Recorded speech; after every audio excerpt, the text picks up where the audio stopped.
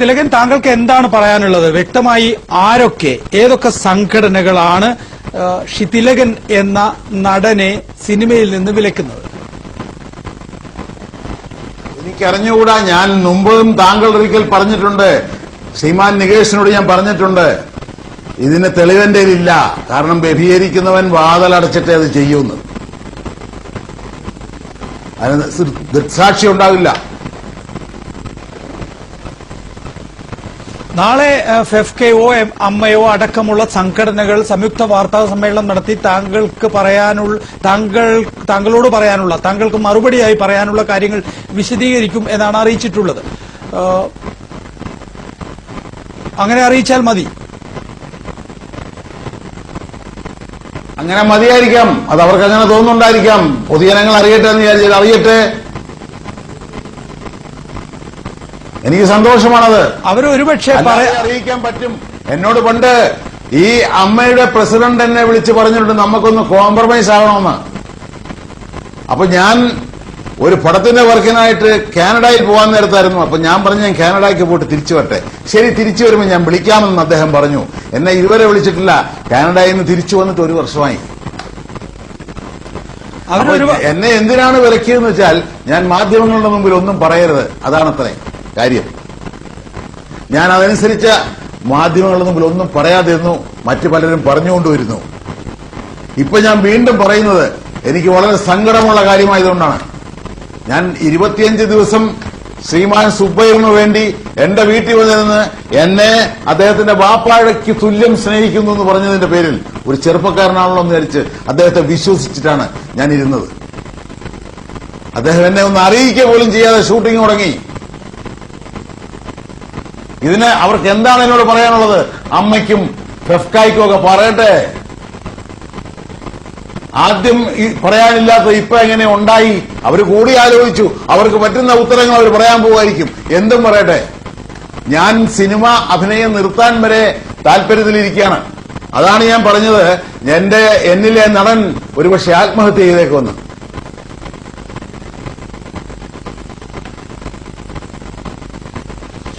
എങ്ങനെയാണ് തിലകൻ അത് സാധിക്കുക? താങ്കൾ വലിയൊരു നടനാണ്, ഏറ്റവും സീനിയർ ആയിട്ടുള്ള നടനാണ്, മലയാള സിനിമ കണ്ടിട്ടുള്ളതിൽ വെച്ച് ഏറ്റവും നല്ല നടന്മാരിൽ ഒരാളാണ്. അങ്ങനെ ഒരാൾക്ക് എങ്ങനെയാണ് സ്വന്തം ഉള്ളിലെ ഒരു നടനെ ആത്മഹത്യ ചെയ്യാൻ പ്രേരിപ്പിക്കാൻ കഴിയുക? ഞാൻ നല്ല നടനാണെന്ന് അറിയാവുന്നവരാണ് എന്റെ സുഹൃത്തുക്കൾ എല്ലാവരും. ഒരു കാലത്ത് എന്നോട് സ്നേഹം പ്രകടിപ്പിച്ചവരാണ് അമ്മയിലെ അംഗങ്ങൾ. അവരുടെ മുമ്പിൽ എനിക്ക് ഇങ്ങനെയുള്ള കാര്യങ്ങളിൽ എന്റെ ഉള്ളിൽ ഒതുക്കി വെച്ചുകൊണ്ട് എനിക്ക് ഈ പണി ചെയ്യാൻ പറ്റില്ല. അപ്പൊ ഞാൻ വേണ്ട എന്നവർ തീരുമാനിച്ചിരിക്കുന്നു. അതുകൊണ്ട് ഞാൻ ഇല്ലാതാകാം. ഞാൻ ഇല്ലാതാകണമെങ്കിൽ എന്നിലെ നടൻ ആത്മഹത്യ ചെയ്യണം. അതാണ് ഞാൻ പറഞ്ഞത്. ചെയ്തില്ലെങ്കിൽ ഞാൻ അഭിനയിച്ചു പോകും, ഞാൻ അഭിനയിക്കേണ്ടി വരും. ഇപ്പോഴും ഞാൻ പറയുന്നു, തന്റെ അടുത്തോടെ എന്നെ വിളിക്കാൻ കഴിവുള്ള ഒരു പ്രൊഡ്യൂസറോ ഡയറക്ടറോ ഉണ്ടെങ്കിൽ ഞാൻ പോയി അഭിനയിക്കും. പക്ഷേ ഇതിന്റെ ഉത്തരം കേൾക്കട്ടെ. ഞാൻ ഇപ്പോ ഇന്ത്യ വിഷനിലൂടെ ഉത്തരം പറയുമെന്ന് പറഞ്ഞല്ലോ, അത് കേൾക്കട്ടെ. അതിൽ ന്യായമുണ്ടോ, അതിൽ യുക്തിയുണ്ടോ എന്ന് ഞാൻ നോക്കട്ടെ. എന്നിട്ട് ഞാൻ തീരുമാനിക്കാം ഞാൻ എന്ത് ചെയ്യണമെന്ന്. പക്ഷെ തിലകൻ നേരത്തെ പറഞ്ഞതുപോലെ തന്നെ ഇതാദ്യമായിട്ടല്ല ഇത്തരം ആരോപണങ്ങൾ താങ്കളുടെ ഭാഗത്ത് നിന്ന് വരുന്നത്. നേരത്തെ നെടുമുടി വേണുവുമായി ബന്ധപ്പെട്ട ഒരു പ്രധാനപ്പെട്ട ആരോപണം താങ്കൾ ഉന്നയിക്കുകയുണ്ടായി. നെടുമുടി വേണു തന്നെ പറഞ്ഞത് അദ്ദേഹത്തിന്റെ ജീവിതത്തിൽ ഏറ്റവും വേദനാജനകമായ ഒരു സമയമായിരുന്നു അത്തരത്തിലൊരു ആരോപണം കേൾക്കുക എന്നുള്ളത്. അതായത് ഒരു നായർ ലോബി തിരുവനന്തപുരത്ത് പ്രവർത്തിക്കുന്നുണ്ട് എന്നും നെടുമുടി വേണു അതിന്റെ ഭാഗമായിരുന്നു എന്നും. അത് താങ്കൾ പാതിവഴിക്കിട്ടു. ഇത് മറ്റൊരു ആരോപണം ഉന്നയിക്കുന്നു. ഇതും പാതിവഴിക്കിടുമോ? ഇതിലും സത്യാവസ്ഥയില്ലേ എന്ന് സാധാരണ ആളുകൾ സംശയിച്ചു പോയാൽ അവരെ കുറ്റം പറയാൻ കഴിയുമോ? പാതിവഴിക്കിട്ടൊന്നും ആരും പറയില്ല. പ്രേക്ഷകർ ശ്രദ്ധിച്ചുകൊണ്ടാണ് ഇരിക്കുന്നത്. എനിക്ക് ഒരുപാട് ഫോൺ കോളുണ്ട്, ഇതിനകത്ത് ഒരുപാട് മെസ്സേജുകളുണ്ട്. എനിക്ക് ഒരുപാട് ആൾക്കാർ എന്നെ വിളിച്ച് സംസാരിക്കുന്നുണ്ട്. ഈ പാതിവഴിക്കിടുന്ന സ്വഭാവം എനിക്കില്ല. അത് മറ്റാർക്കൊക്കെയാണുള്ളത്. എനിക്കിപ്പോഴും അവരെ കുറിച്ചുള്ള അഭിപ്രായം അത് തന്നെയാണ്. അത് അന്ന് പ്രസിഡന്റ് വിളിച്ച് പറഞ്ഞതുകൊണ്ട് ഞാൻ വെടിനിർത്തിയെന്ന് മാത്രം. സ്വീസ് ഫയർ ചെയ്തതാണ്. അത് ഞാൻ പത്രസമ്മേളനത്തിൽ പറഞ്ഞിരുന്നു. താൽക്കാലികമായിട്ട് ഞാൻ വെടിനിർത്തുന്നു. ഇനി തുടങ്ങുമെന്ന് ചോദിച്ചു. വേണ്ടി വന്നാൽ തുടങ്ങുമെന്ന് ഞാൻ പറഞ്ഞു, പൂർവാധികം ഭംഗിയായിട്ട്. അല്ലാതെ ഇടയ്ക്കിട്ടിട്ടില്ല. ഞാൻ ഒരു കാര്യം പറയാം, ഞാൻ വെറുതെ അങ്ങോട്ട് ആത്മഹത്യ ചെയ്യില്ല. കിരീടത്തിലെ സേതുമാധവൻ ചെയ്ത പോലെ പിടികൊടുക്കും. അല്ല, ചുമ്മാതെ മരിക്കാൻ വേണ്ടി കിടന്നു കൊടുക്കുകയില്ല. എനിക്കറിയാം എന്തൊക്കെയാ അവിടെ സംഭവിച്ചുകൊണ്ടിരിക്കുന്നതെന്ന്. അതെനിക്ക് ഇപ്പൊ ഇതിന്റെ മുമ്പിൽ, ഈ ക്യാമറയുടെ മുമ്പിൽ ഇരുന്ന് അങ്ങ് ചുമ്മാ വെട്ടി തുറന്ന് പറയാൻ ഇപ്പൊ പറ്റാത്ത ചില മാനുഷിക ബന്ധങ്ങളുണ്ട്. അതുകൊണ്ട് ഞാൻ പറയുന്നില്ല. ക്രിസ്ത്യൻ ബ്രദേഴ്സിന്റെ സെറ്റിലേക്ക് താങ്കൾ ഇന്ന് ഗുണ്ടകളെ വിട്ടു എന്നൊരാക്ഷേപം ഇതിന്റെ അണിയറ പ്രവർത്തകർ ഉന്നയിച്ചിട്ടുണ്ട്. ഞാൻ ആരെയും വിട്ടിട്ടില്ല. ഞാൻ അങ്ങനെ ഗുണ്ടകളെ വിടുന്ന ആളല്ല.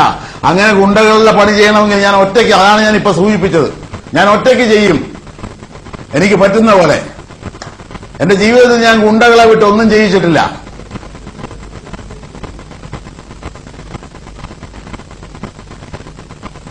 അവരെ നിലനിൽക്കാൻ വേണ്ടി പലതും പറയും. പണ്ട് ഞാൻ പറഞ്ഞിരുന്നു, പാതി വഴി കിട്ടുമെന്ന് പറഞ്ഞല്ലോ. ഞാൻ ഹിസ് ഐനസ് അബ്ദുള്ളയിലെ അഡ്വാൻസ് വാങ്ങിച്ചിട്ട് എന്നെ അറിയിക്കാതെ ഷൂട്ടിംഗ് തുടങ്ങി. ബാൻഡ് 3/4 പങ്ക് കഴിഞ്ഞാണ് ഞാൻ അറിഞ്ഞത്. അതുപോലെ തന്നെയാണ് ക്രിസ്ത്യൻ ബ്രദേഴ്സും ഇപ്പൊ സംഭവിച്ചിരിക്കുന്നത്.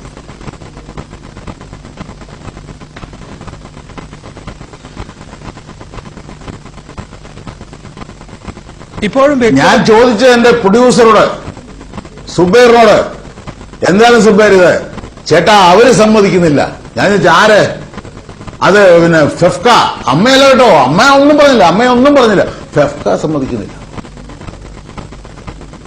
ഇത് സുബൈർ പറഞ്ഞാണ്. സുബൈർ ഇത് കേൾക്കുന്നുണ്ടെങ്കിൽ പറഞ്ഞിട്ടില്ല എന്ന് പറയട്ടെ.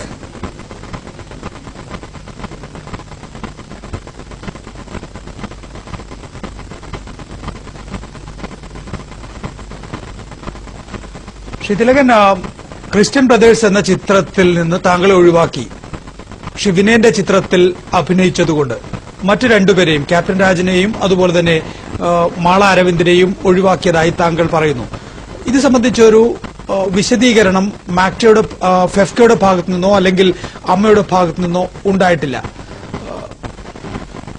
അങ്ങനെ ഒരു തീരുമാനം ഏതെങ്കിലും സംഘടനയ്ക്ക് കേരളത്തിൽ എടുക്കാൻ കഴിയുമെന്ന് വിശ്വസിക്കാനും നിവൃത്തിയില്ല. കാരണം എല്ലാ സംഘടനകളും കേരളത്തിൽ ജനാധിപത്യപരമായി തെരഞ്ഞെടുക്കുന്നവരാണ്, ജനാധിപത്യപരമായി അവർ ഭാരവാഹികളായവരാണ്. എന്തെങ്കിലും തെളിവ്, താങ്കൾ നേരത്തെ പറഞ്ഞ കാര്യങ്ങൾ മാറ്റി നിർത്തിയാൽ തന്നെ എന്തെങ്കിലും തെളിവ് താങ്കൾക്ക് നൽകാനുണ്ടോ? ഇത് സംഘടന നേരിട്ട് ചെയ്തെങ്കിലല്ലേ തെളിവ് കിട്ടൂ. സംഘടന ഞങ്ങളുടെ നയമല്ലെന്ന് പറയുകയും ഒളിവിൽ നിന്നുകൊണ്ട് അത് ചെയ്യുകയും ചെയ്താൽ തെളിവുണ്ടാകുമോ?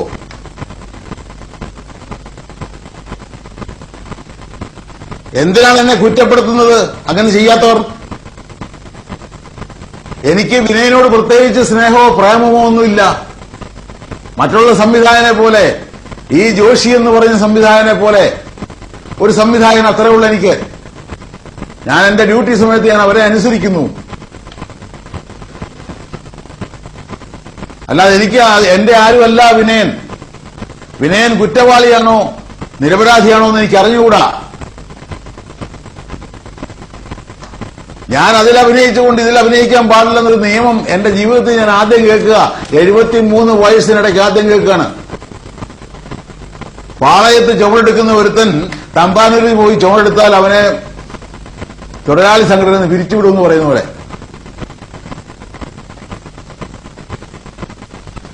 ഈ സംഘടന വെൽഫെയറിന് വേണ്ടിയുള്ളതാണ് നമ്മൾ തുടങ്ങിയപ്പോൾ പറഞ്ഞത്. എന്ത് വെൽഫെയർ ആണെന്ന് മനസ്സിലാകുന്നില്ല. ആരുടെ വെൽഫെയർ ആണെന്നും, ആരുടെയൊക്കെയോ വെൽഫെയറിന് വേണ്ടിയാകണം.